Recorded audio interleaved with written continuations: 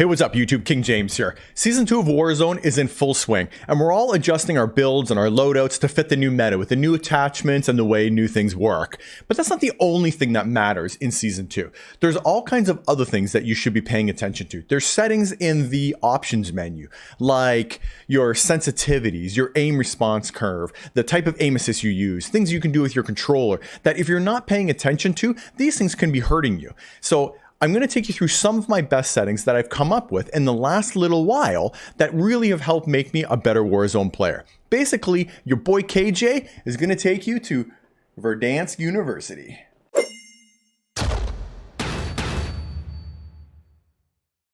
So this video is intended to be a bit more like a tutorial. So I broke it up into chapters. So in YouTube speak, basically that means that I broke the video up, and if you look on the loading bar on the bottom, you'll notice there's breaks in it. So you can fast forward to different sections to see different things. And in the description box down below, if you expand it, you'll notice I have time cards where you can click on those and they'll take you to specific spots in the video. So if you need to come back and check some of my settings versus yours, or you want to come back and reference something later, hopefully that'll make it a little bit easier for you. All right, let me get into the options first. And if this video is helpful for you, consider hitting the like button and subscribe with notifications on, because it really does help small content creators like myself. So the first thing I want to talk about is settings. I play on Xbox, so these settings right here that I'm going to first show you are really for controller players on console. And I recorded this ahead of time, and I'm just doing a voiceover on top of it to make it a little easier so I can pause and fast forward it. So just in case it looks like I'm pausing Xbox, I'm not really. All right, so let me press play here. And the first thing I want to talk about is, I'll get down to it, is dead zone. So dead zone, I have mine set at 0.8. Basically on your controller, that's how far you have to move before it actually kicks in. And most controllers have a little bit of what they call controller drift, which is if you're not touching it, it's almost like the cursor's moving even when you're not doing anything. So you set just enough dead zone so that it's not moving on you. So you want to do that on your controller. The very next thing that I went to is horizontal and vertical stick sensitivity. I'm running 6 and 6 for both. The original settings are 4 and 4, and I found that they weren't quite high enough. I went up to 10 and 10, and I know guys even play higher than that. This is really what feels best for you. The higher you set it, the faster you can move around, but it also makes it harder to aim. So you got to be able to, trade off how fast you want to go with what feels good. So I found 6 and 6 works really good, but there's more to it than just that. You'll get down to ADS sensitivity multiplier, low and high zoom. And what that is if you read right here, this is how fast the stick works when you're aiming down sights with less than 3¼ magnification. So that's on any type of low zoom scope. So this is your iron sights right up to about a VLK 3.0. And then there's ADS high sensitivity, and this is for like sniper scope. So anything greater than, what is it, 3¼ So this is all your like long range scopes. So I run mine at 0.85, and for the sniper scopes, I run it even slower, because a lot of times you're zooming in really far away and you want really micro adjustments to get that headshot. So I run that even at 0.8. You could even try 0.7 to slow it down even more, because when guys are moving around, it's really far away and you want just very minute movements. So the slower that is, the easier it's going to be to get those sniper shots. All right, for aim response curve, there's 3 different types. And I'll pause it right here. There's standard, linear, and dynamic. Let me show you a quick graphic right here which explains the difference between them.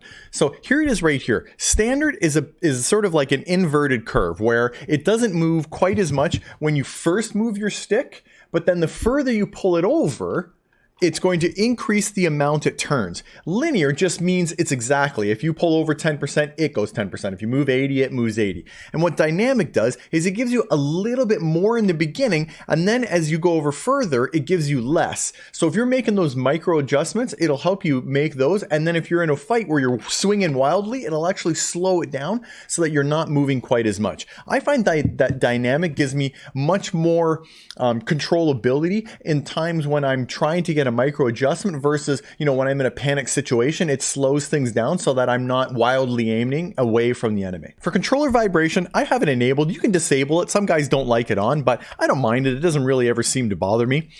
For aim assist, I just use standard. There's precision and focusing. You can try the different ones and see what feels best for you. I just found the standard one was the strongest, and it seemed to work the very best for me. So here's another interesting one. So use reload behavior, contextual tap. When you find guns on the ground, sometimes you have to hold the button for really long before you can pick them up. What contextual tap does is it makes it so you can pick guns up really fast. What it does is it tap to reload or use with prioritize with use on possible. So holding down the button always reloads.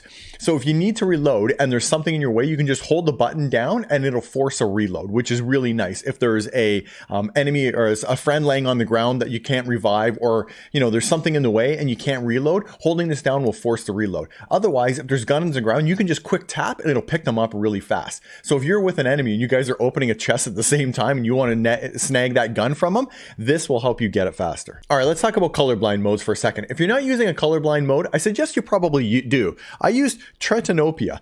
I'm not sure if that's how I'm saying it right, but I find it gives the game a lot more color and looks a little nicer. And I use it only in world. I don't turn it on for my menus, so it doesn't make the menus look weird. But I also find it makes it a little easier to see dark players in dark corners. So like guys wearing the rose skin and they're hiding in a dark corner, this actually brightens the world up a little bit and makes it a little easier to see. Okay, so for motion blur, you want to have world and weapon motion blur off. You don't need anything blurring the game, so turn that all off. And on your mini map, make sure you're using square, because you can see there's way more showing on the mini map with it square than there is on round. And in audio, I use boost high. I find that boost high gives you the best sound for footsteps. When you're trying to figure out or hear if a guy's around you and where he is, I've tried all of the other settings. Boost high gives me the best sound for footsteps, especially when you're in a building and there's a couple of floors and you're not quite sure where they are, whether they're above you or below you, which is still really hard, but the direction that the footsteps are coming from, boost high really helps. All right, so let's talk about field of view for a second. And for anybody on PC,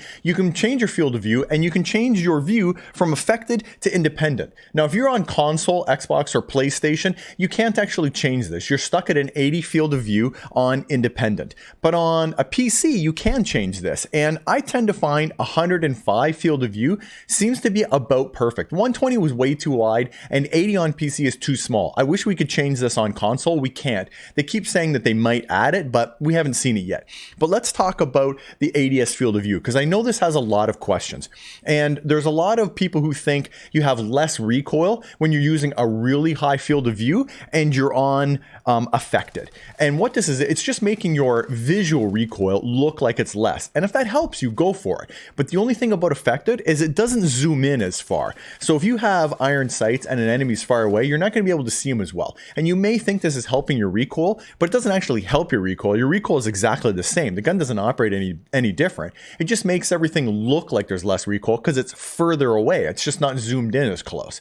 So I'd still recommend that you run independent. And the reason for this is when you're still shooting at a guy, the closer they are, the more chance you're going to have of getting chest or moving up to a headshot when your enemy is larger on the screen. You're not getting any less recoil. That's a myth. So run independent. All right, so let's talk about controllers for a second, because I suspect most players on Warzone use controller. I know some of you guys use keyboard and mouse, and God bless you, but I'm a controller player, and I'm sure a lot of you out there are. And I play on an Elite Series 2. And there's a few things about this that I think is a huge advantage. Number one, it has raised thumbsticks. I use this one here for my aiming thumbstick because it gives me a lot more movement ability and I can make much finer adjustments than what you can make without a raised one. Now you can get raised thumbsticks for a regular controller that just go right up on top, and you can order those. And they also make like little rubber cushions that you can put on underneath to help slow yours down. On the Elite Series 2, it actually has an adjustment that goes right in there, and I can dial how much resistance that this has, and it actually tightens the spring up. So it actually makes those with the taller stick and it having more resistance than a standard controller. It actually makes it easier to make those micro adjustments, and it slows me down when you're in like a wild scenario. So that's a big thing about this controller. The other thing is I've got 4 paddles on the back. I use these for quick marking. I use it for slide cancel, reload, and I took mounting off of my stick. What I found was happening quite often is I'd be shooting a guy, and if I was close to a wall, I'd end up pushing down on the thing by accident, sort of when you're panicking in a fight, and then end up mounting on a wall, and it would pull my reticle right off of the player, and I'd end up dying. So I actually remapped my controller to take mounting and melee off of the thumbstick and put it right here on this one little flapper so that I'm only doing it when I want to, and I'm not doing it by accident when I'm sort of panicking in a fight and mounting and losing. I lost so many gunfights to accidental mounting, it drove me crazy. And that's how I solved the problem, is moving it onto the stick and moving my reload down here as well. So essentially when I'm playing, I almost never have to use these buttons to do anything. And marking, when I have marking on the stick on the back here as well, what was happening is I'd push over to mark and it would end up pushing up, and it put my gun from multi-fire into single fire. And I didn't know, and I'd get into a fight and I'd hold it down and shoot one bullet and then the other guy lasers me and I die. So one thing about a controller like this is you can change tons of the things and solve problems that you're having. Mounting, marking and changing from auto to single fire and different stuff like that. The Elite Series 2 or a SCUF controller or any of the other controllers that are remappable or programmable like this are a huge advantage in my opinion. You might want to consider checking one out. Now they are quite expensive, I get it, but depending on what your budget is, and if this is in your budget, I highly recommend it. All right, and last but not least, let's talk about recoil. The thing about guns is you need to understand them. Jump into a private match, grab your gun, I've got the M4 here, and shoot it up on a wall without controlling the recoil whatsoever. And have a look at the pattern. And you can see here I run up, and you can see it goes up, and then it goes off to the right for the rest of the time. And understanding this is the key to making sure that you hit all of your shots. So I'm gonna put it on the wall here, and I'm just gonna loosely try and control it. And you can see it's sort of moving around a little bit, and here the bullet pattern, you can see it's still fairly large, and that's because I wasn't controlling it very well. So watch here one more time, and I'm gonna control it a little better here. And I know that when I first start shooting, it goes up, so I'm gonna pull down, and then it pulls a little to the right, so I'm gonna pull a little to the left. And when I run up here, you can still see the pattern of going up and going to the left, but as you work at it, you can get this tighter and tighter by understanding the recoil of your gun and practicing having a really nice tight shooting pattern. So here's an MP7.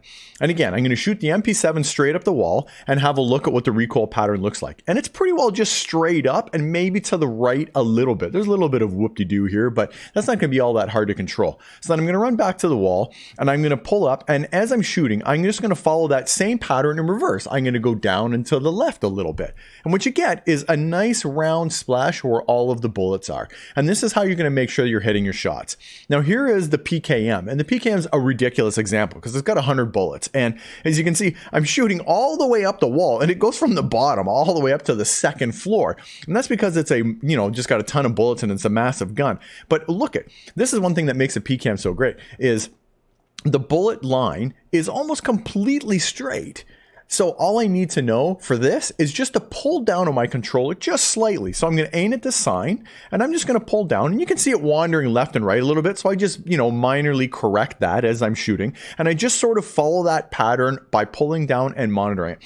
And as I come up here and look at all my bullets, except for a few out here, they're almost all pretty well right on that sign, nice and tightly grouped. And that's because I've studied the pattern and I've practiced shooting my gun to make sure that I can keep it on target. All right, guys, that's all my tips and tricks. If you have anything else you're using that I don't know about or I didn't cover that's really been working for you, hit me up in the comment section down below. I love trying new things, and let's share as much great information to help each other as we can. And as always, guys, if you don't see me in Warzone, if you don't see me in multiplayer, it's only a matter of time, baby. King James out.